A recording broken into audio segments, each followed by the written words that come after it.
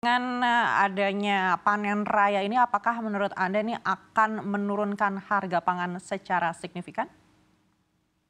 Ya, itulah yang terjadi, deflasi tadi, man to man, bahwa harga beras, apa namanya, bisa turun karena pengaruh 2 hal tadi, panen raya plus, bansos yang dilakukan pemerintah, bansos beras ya. Jadi ujungnya ya tadi, ada penurunan harga-harga kebutuhan pokok ya.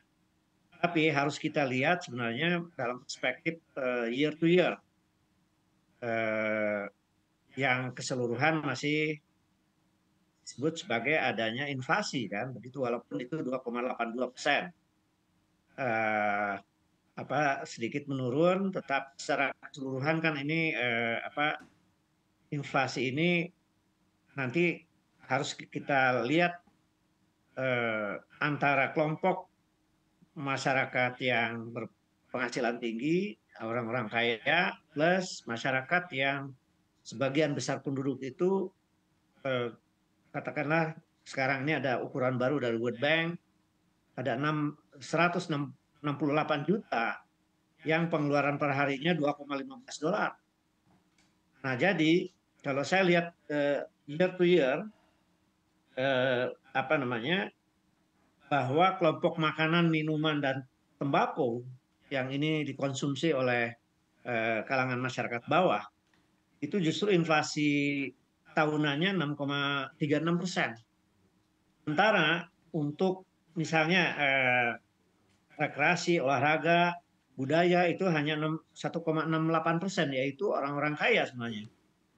Itu juga kelompok perumahan, air, listrik, dan bahan bakar yang notabene adalah juga konsumsi orang-orang menengah ke atas adalah 0,57%.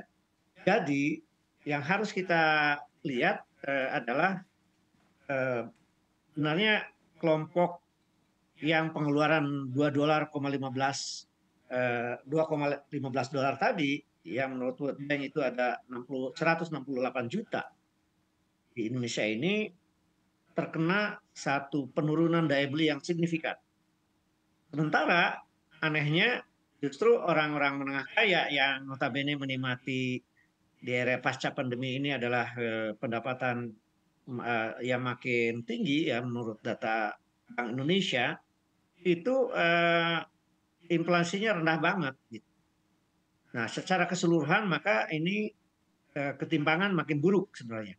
Baik, Ini Prof. yang harus Didian. dicatat ya Baik, oleh Prof. Didian, pemerintah. artinya Anda pemerintah. menilai meskipun ada panen raya dan juga ada bansos yang tadi Anda sampaikan yang menjadi salah satu andil juga terjadinya deflasi, ini belum tentu akan memperbaiki daya beli masyarakat menengah bawah. Betul. Karena data mengatakan dari BPS yang year to year itu memang 2,82%, tetapi kelompok makanan, minuman, dan tembakau yang sebagian besar itu dikonsumsi oleh masyarakat bawah, yang tadi saya bilang pengeluaran per harinya $2,15, ukuran baru dari World Bank, itu inflasinya sangat tinggi, itu 6,36%. Mereka sangat terpukul oleh dengan demikian daya belinya menurun. Jadi harus dilihat makro year to year dalam hal ini. Walaupun tadi ada gejala inflasi ya secara makro juga. Nah, ini yang memprihatinkan kalau menurut saya. Yang apa namanya, memang tadi disebut beras ya, penyumbangnya itu beras, kemudian cabai merah, bawang merah, kemudian tadi juga sampai gula pasir ya sebenarnya juga yang dibutuhkan gitu oleh masyarakat bawah sekalipun gitu. Itu menyumbang terhadap ya makanan minuman tadi gitu. Jadi ini daya beli yang menurun dari kalangan masyarakat bawah harus menjadi perhatian yang sungguh-sungguh bagi pemerintah ya, karena bansos itu lebih merupakan satu bantuan yang sifatnya di arah di yang urgent saja. Jadi secara keseluruhan harus dijawab dengan kebijakan yang memperbaiki kondisi masyarakat bawah. Baik, di sisi lain Prof, kalau kita melihat data dari BPS tadi untuk perumahan, air listrik, dan bahan bakar rumah tangga ini justru mengalami kenaikan 0,08% secara month-to-month. Apakah Anda menilai Ya, ini juga menjadi salah satu faktor yang mungkin akan lebih menekan lagi masyarakat menengah bawah? betul. Jadi memang itu keseluruhan ya. Kalau data perumahan, listrik dan lain sebagainya keseluruhan bawah maupun atas. Tapi yang atas kan nggak ada masalah mau naik berapa aja. Tapi bagi masyarakat bawah ini tambah menekan lagi apa namanya listrik apa namanya tadi listrik eh, air minum rumah bahan bakar itu adalah tambah menekan lagi daya beli masyarakat bawah itu. Baik. Lalu kebijakan apa yang menurut Anda dapat membantu masyarakat menengah bawah dengan inflasi di beberapa tempat yang justru ini sebenarnya relatif lebih tinggi daripada di kalangan menengah atas? Iya, jadi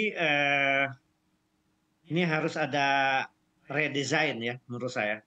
Apa namanya kebijakan ini karena sekarang ini kan banyak sekali alokasi APBN, termasuk juga perbankan itu besar-besaran ke pembangunan infrastruktur yang notabene apa mendongkrak pendapatan kelompok atas. Nah, eh, yang tidak berdampak pada masyarakat bawah relatif masih jauh lah nanti dalam jangka menengah mereka akan berdampak. Tetapi pada jangka yang pendek ini menurut saya perlu diperbaiki agar menahan dulu pengeluaran-pengeluaran yang sifatnya non prioritas untuk kesejahteraan masyarakat bawah. Jadi sekarang ini misalnya yang diperlukan eh, baik misalnya bagaimana memberi insentif kepada UMKM, kemudian ada kebijakan hilirisasi yang menurut saya harusnya masyarakat apa namanya menengah bawah menikmati pekerjaan katakanlah unskillable ya itu ternyata kan digantikan oleh tenaga kerja asing. Banyak kebijakan-kebijakan yang bias negatif maksud saya kepada masyarakat bawah sekarang ini. Ini harus diperbaiki karena apa? Kalau masyarakat bawah yang notabene menurut World Bank itu 168 juta daya belinya menurun, maka nanti akan punya dampak lebih lanjut kepada pertumbuhan ekonomi yang tidak berkualitas, yang tidak berkualitas. Bisa saja pertumbuhan ekonomi dicapai di atas 5%. Tapi ini makin terakumulasi kepada masyarakat atas, kelompok-kelompok bisnis besar dan lain sebagainya. Sementara yang bawah, dan ini ada data BI yang mengatakan itu rekening yang di bawah 5 miliar, apalagi di bawah 1 miliar, di bawah menurun. Baliknya yang masyarakat rekening di atas 5 miliar, 10 miliar, ratusan miliar, triliun itu jadi kenaikan yang eh, fantastik lah begitu. Nah Baik. ini kepada inflasi pun nampak ini data ini. Gitu.